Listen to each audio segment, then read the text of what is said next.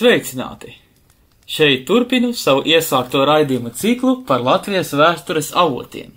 Iepriekšējās 3 daļās apskatījām notikumus no Indriķa kronikas, kuri beidzās ap 1227. gadu, kad apvienotais Rīgas bīskapa, krustnešu, letu un līvu karaspēks ieņēma spēcīgo Tērbatas pili un izbeidza lielo cīņu Igaunijā.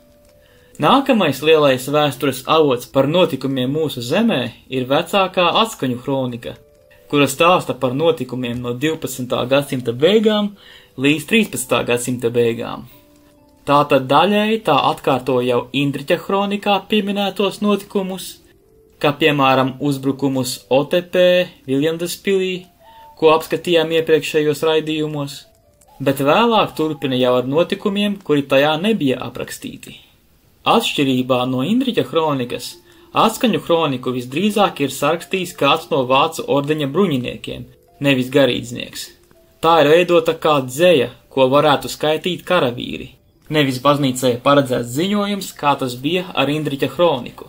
Par to liecina arī fakts, ka tā ir sarakstīta vācu valodas paveidā, nevis latīņu valodā, ko lietoja baznīcā. Darbs sastāv no 12,017 dzejas rindām, un tā mērķis ir gan sniegt vēsturisko informāciju, gan arī parādīt godu tajā pieminētajiem personāžiem un notikumiem. Lai gan vietējās tautas, kā jau no krustnešu skatu punkta, tiek bieži parādītas kā mežonīgas un tumsonīgas, tomēr to varonība nav noniecināta. Uzskata, ka šī kronika ir sarakstīta ap 1290. gadu vai nedaudz vēlāk. Tādēļ tās autors ir piedalījies tikai tās vēlākajos notikumos, bet agrākās ziņas atstāsta jau no citiem avotiem. Sākuma notikumi lielākoties sakrīt ar Indriķa kroniku, tomēr ir arī savas atšķirības. Piemēram, pie Rīgas dibināšanas minēts nedaudz agrāks gads nekā Indriķa kronikā, un daļa citu notikumu atstāstīti savādākā secībā. Kopumā Indriķa kroniku uzskata par precīzāku avotu, bet Atskaņu kronikas pluss ir tas, ka tajā iekļauti arī notikumi par vēlāko laika posmu, un kuri nav iekļauti nevienā citā kronikā.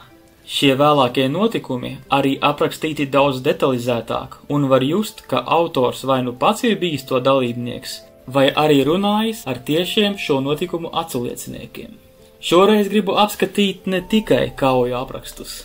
Tādēļ iesākšu ar kronikā sniegto Baltijas zemēs dzīvojošo cilšu aprakstu. Pāvests viņus uzklausīja un ņēmās viņus izvaicāt, vēlēdamies uzzināt, kā ļaudis dzīvo zemē tajā. Tur milzums pagānu mūs vajā, ar tiem mēs esam noslogoti. Tie kristietībai kaitē ļoti, par to tev tēvs, lai ziņot ļauts, par lietuviešiem vienus sauc. Tie pagāni ir augstprātīgi un ļoti bieži ļaundarīgi. To pulki uzbrūk kristiešiem, jo liela vara rokās tiem. Tiem blakus dzīvo pagāni, prāvā skaitā varani, par zemgaļiem, kas sevi sauc.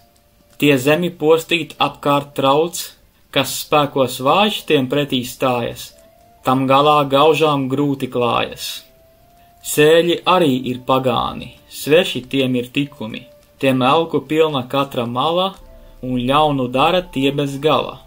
Aiz sēļu zemes robežas letu zeme atrodas, savādi tie savā garā, nedzīvo tie vienā barā, bet savrup mežos mājas ceļ. To sievas daļas zied un zeļ, tām krāšņi tērpi, stalta stāja, tā zirgā jāj, kā tēvi jāja. Ir letu pulki spēcīgi, kad kopā tie ir pulcēti.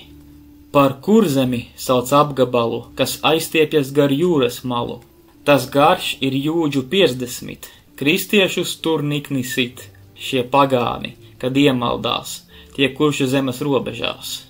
Ir sāmi pagāni it spīvi, tie kuršiem kaimiņos mīt brīvi, to zemi jūra apskalo, pat karaspēku stiprāko tie nebīstās, bet vasarā ar kuģiem viņi izbraukā, it visas kaimiņu zemes laupot, ne dzīvību, ne mantu taupot, ne kristiešiem, ne pagāniem. Spēks lielākais ir kuģitiem.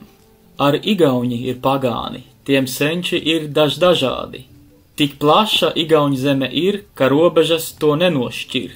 Es aprakstīt to nespēju, tur daudz ir vīru raženu, un dažādu tur zemju daudz. Nav zināms, kā tās visas sauc. Līvi vēl ir pagāni, bet drīz kļūs viņi ticīgi. Un te vēl atsevišķas kronikas teksta daļas par žemaišiem, kur tie tiek minēti kopā ar lietuviešiem. Kad vārdi šie bija sacīti, tad lietuvji un žemaiši sāka gatavoties, sāka apbruņoties. Par drošsirdīgo mestru, rosīgu un jestru zemgaļi daudz zināja, jo kaimiņos tam dzīvoja. Drīz vien tie no lietuvjiem, kurus sauc par žemaišiem, pulcējās pie Dobes pils, tā kā padebesis zils. Tiem bija varoņi bez vainas, tiem bruņas bija sudrabainas. Tie ļoti rīkojās ar varu, ar visu savu varoņbaru.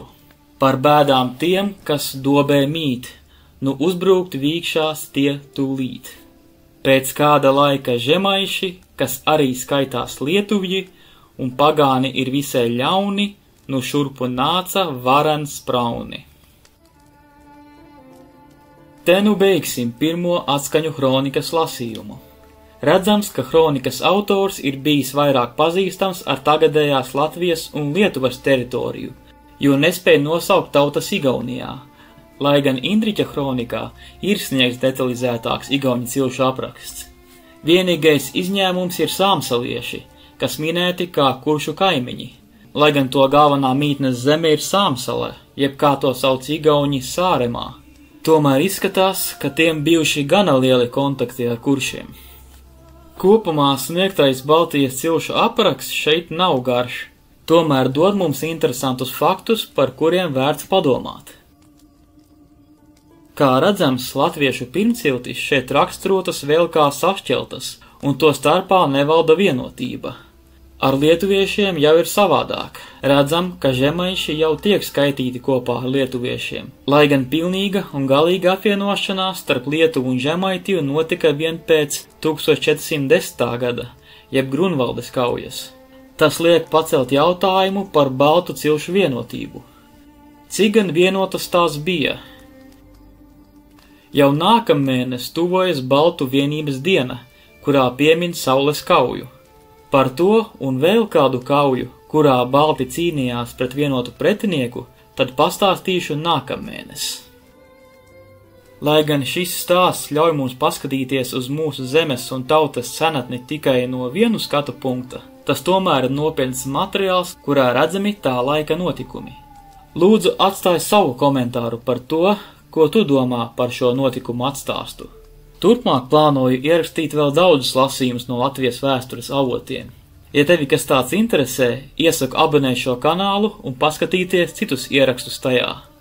Tas pagaidām viss. Paldies par uzmanību. Līdz nākamajai reizei.